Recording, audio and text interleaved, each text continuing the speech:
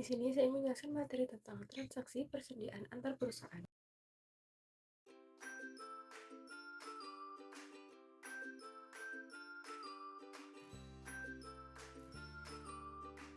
Transaksi persediaan antar perusahaan merujuk pada transaksi yang terjadi antara dua perusahaan yang berhubungan seperti induk dan anak perusahaan atau perusahaan yang memiliki hubungan keuangan lainnya. Biasanya itu terjadi ketika suatu perusahaan membeli atau menjual persediaan kepada perusahaan lain yang terkait. Berikut adalah beberapa poin penting yang perlu dipahami tentang transaksi persediaan antar perusahaan.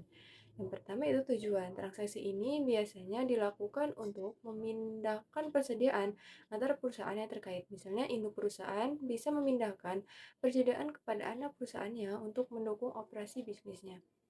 Selanjutnya yaitu harga. Harga jual atau pembelian biasanya ditentukan berdasarkan kesepakatan antara kedua perusahaan atau berdasarkan nilai pasar yang adil untuk persediaan tersebut. Perlakuan akuntansi. Persediaan yang dipindahkan antara perusahaan harus diakui dengan benar dalam laporan keuangan masing-masing perusahaan. Ini mencangkup pencatatan pembelian atau penjualan persediaan, penyesuaian nilai persediaan, dan pencatatan biaya pengiriman atau penanganan lainnya. Penyusunan nilai persediaan. Persediaan yang dipindahkan antar perusahaan harus disesuaikan dengan nilai pasar yang adil sesuai dengan prinsip yang akuntansi yang relevan. Ini bisa melibatkan penyesuaian nilai persediaan untuk mencerminkan nilai pasar saat ini jika nilai pasar lebih rendah dari nilai buku. Misalnya itu pengungkapan. Perusahaan biasanya diwajibkan untuk mengungkapkan transaksi persediaan antar perusahaan dalam laporan keuangannya, terutama jika ada hubungan antara pihak-pihak yang terlibat. Pajak dan regulasi transaksi persediaan antar perusahaan juga dapat mempengaruhi kewajiban pajak dan peraturan yang berlaku. Perusahaan harus memastikan bahwa transaksi ini mematuhi semua aturan pajak dan regulasi yang relevan. Pengaruh terhadap kinerja keuangan. Transaksi persediaan antar perusahaan dapat mempengaruhi kinerja keuangan masing-masing perusahaan, terutama dalam hal pendapatan, biaya, dan laba bersih. Dalam konteks yang lebih luas, penting bagi perusahaan yang terlibat dalam transaksi persediaan antar perusahaan untuk memastikan bahwa proses ini dilakukan secara transparan, adil, dan sesuai dengan persyaratan hukum dan akuntansi yang berlaku.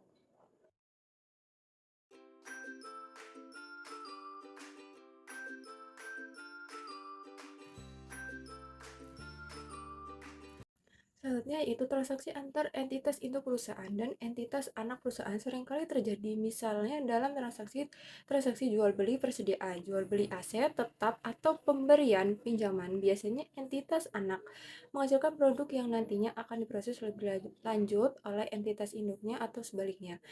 Transaksi antar perusahaan induk dan perusahaan anak merupakan transaksi internal perusahaan sehingga harus dieliminasi dari laporan keuangan konsolidasi.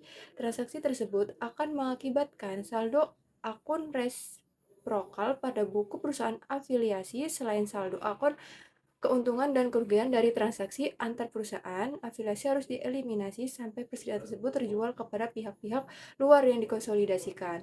Transaksi jual beli yang terjadi antar entitas induk perusahaan dan entitas anak perusahaan dipandang sebagai transfer atau pemindahan tangan saja dari sudut pandang konsolidasi. Namun pada kenyataannya, entitas induk perusahaan dan entitas anak perusahaan merupakan dua entitas yang berbeda secara hukum. PSAK 7 tahun 2010 mengenai pengungkapan pihak-pihak berelasi mensyaratkan transaksi pihak berelasi yang meliputi entitas induk dan entitas anak, setara dengan yang berlaku dan transaksi yang wajar.